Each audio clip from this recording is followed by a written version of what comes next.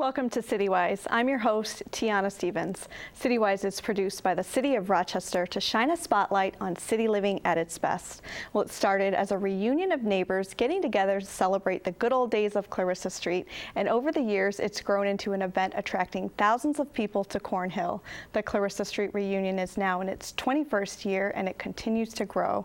Jose DaCosta and Melvin Henderson are co-chairs of the committee, and they join us now to tell us more. Thanks for coming on today. Thank you, Tiana. Appreciate it. So how did a gathering of neighbors turn into what we have today, the Clarissa Street Reunion? Big event.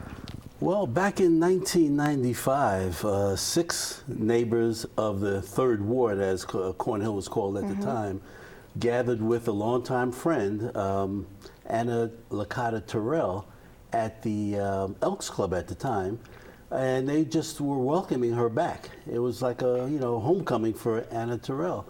And they called several other members of the neighborhood, several other friends, and at that meeting at the Elks Club, the Clarissa Street Reunion was formed. They just had an idea and they decided to formulate a committee and make it an annual kind of event.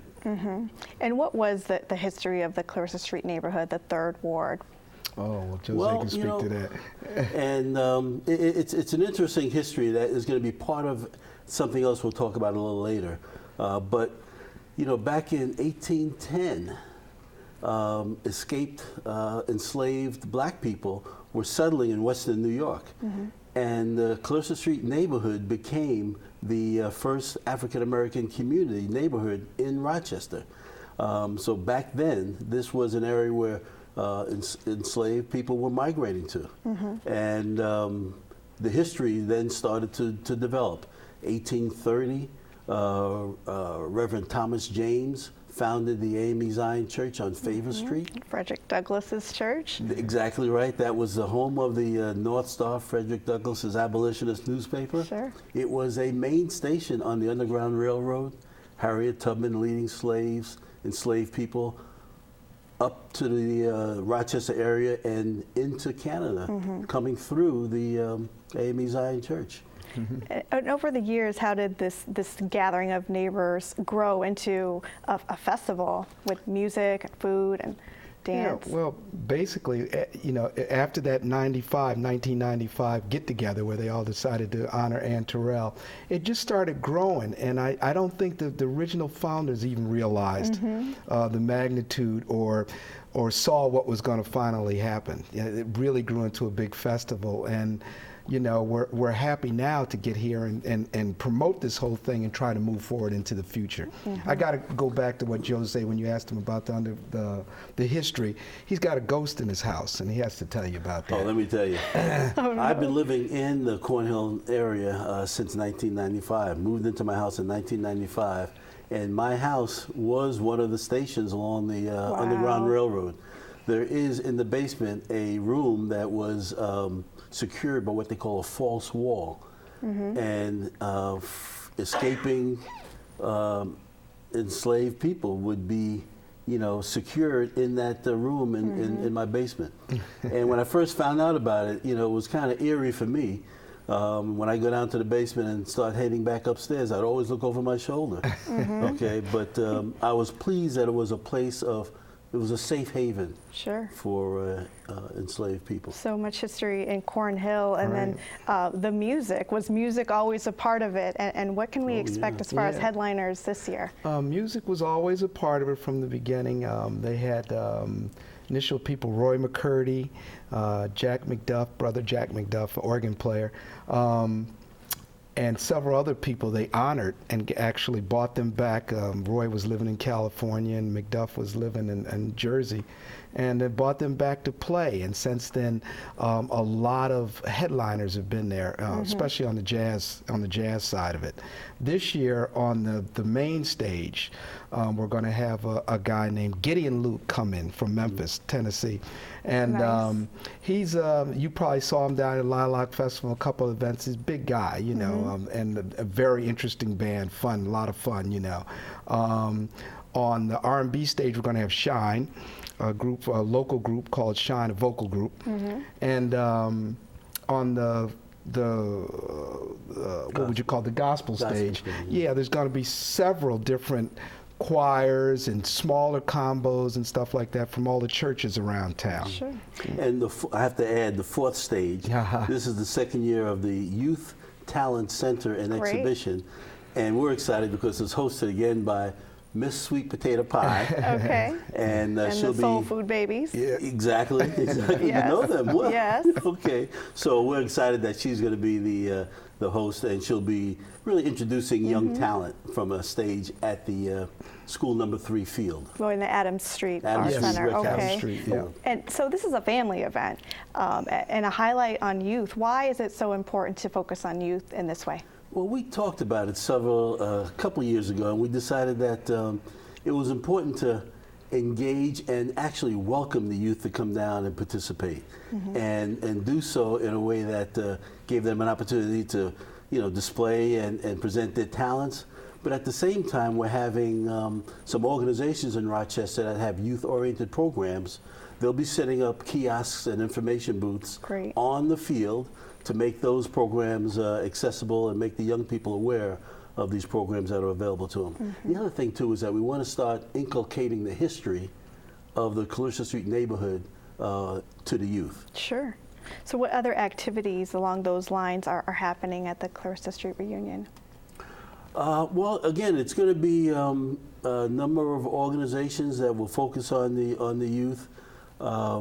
We're excited about the fact that if it's for example, the Urban League is going to be presented there.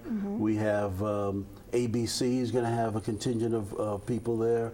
So it's a number of the social organizations that will be Plus the young entrepreneurs accessible. Great. that'll be just talking about some of their what they're doing in the community and stuff, and how they're Wonderful. trying to move forward. And as far as the youth stage is concerned, also, Josa and I are the younger members of the committee, sort of kind of the younger members, but we're trying to move forward to a lot of younger visions from the youth, and try to see if we can incorporate them into the future and what we're going to do as we move forward. Right. What does it take to pull off a festival like this? Do you have volunteers, sponsors? Well, the first thing I want to say, and I want to speak on behalf of Mel as well, is that we want to thank John Ashford, who was the long-term president of the Clarissa Street Reunion Committee.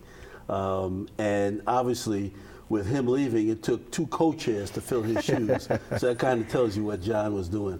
But essentially, it takes a real dedicated team of volunteers who are committed to making sure that each of the festivals is a memorable fellowship gathering for people who Right. not only live here, but people who plan their vacations around Right. the Clarissa Street Union. It's Right. always the 3rd Saturday in August, and people schedule their vacations around that.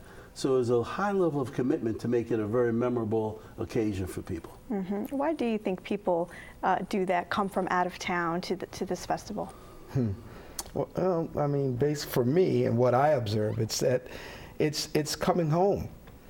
Coming home. Your daughter is going to Arkansas to go to school. It's the same thing. Once you get in that framework of, leaving, coming back, and everybody seems to come back to Rochester for some reason. True, to yes. visit and say hi and everything. And that's basically what it is. It's a coming home. And just to build on that, there is a pride in the neighborhood. There is a pride that's associated with how people remember growing up in the Clarissa Street neighborhood. I mean, there were day-to-day neighbor interactions that really represent the mortar that keeps a community together. Whether it was the first black police officer in the neighborhood patrolling the area and speaking to neighbors on a first-name basis. Sure. Okay, whether it was Doctors Lunsford and Jordan, okay, taking house calls at a moment's notice. In fact, people would line up on the Dr. porch. Jordan's porch. That's right. Porch visits, okay? I think people come back because they relish that history and the legacy of the neighborhood. And are there any other events planned around the festival, or is it just the one day? Right now, it's just the one day. We plan on increasing that at some point, just because it's getting bigger. More people are attending the festival and enjoying more of it. So it's a little bit different. We're trying to grow the festival from the original more of a party type of thing, but now we're trying to grow it a little bit. So. And there's The a 19th. there's The a pre-event. 19th, yeah, there's a the pre-event. day before. Okay. Yeah. Oh, sorry. See how I am? Yeah, the 19th, August 19th, we're going to do at the Charleston House. We're going to do a pre, almost like a pre-party with several bands that have performed at Clarissa Street through the years. Paradigm Shift, and Mr. Joe Beer will be there, and we're going to go there and make some noise and pluck guitar strings and come down and have the Gator Burger. There's a rumor it might be named after me. I'm not sure, but and we're going to ask for donations then. Sure. Okay, because and Jose will get into that a little bit. Some of the vision that we have for moving forward. Yeah. Yeah. In terms of what Mel's saying, we're excited about at least beginning to communicate the vision that the Clarissa Street Reunion Committee has for what is a plan to revitalize Clarissa Street. The Western New York Landmark Association was part of an initiative to look at how they can revitalize Clarissa Street, and the city supported that. We're taking input from the Landmark Society and from the Cornhill Neighbors Association, and we're putting together a vision that represents an opportunity to take the history of Clarissa Street and reflect it in plaques, banners, kiosks all along Clarissa Street, with the crown jewel of that landmark set of symbols being what we call the Pithard Amphitheater. We have a vision of an amphitheater that pays tribute to the Pithard Room, which everybody knows is a legendary jazz club right there in the neighborhood. And that Pithard Amphitheater will be the crown jewel of a number of things that will give tribute to the prominent families and businesses that were part of the Clarissa Street neighborhood past. Wonderful. Sounds like it's going to be. It's going to be very nice. Yes. Congratulations on 21 years. Thanks for coming on. Again, the 21st Annual Clarissa Street Reunion will be held on Saturday, August 20th from 10 a.m. to 9:30. For more information, contact the Clarissa Street Reunion Committee at 585-234-4177. You can also send an email to csrfestival@gmail.com.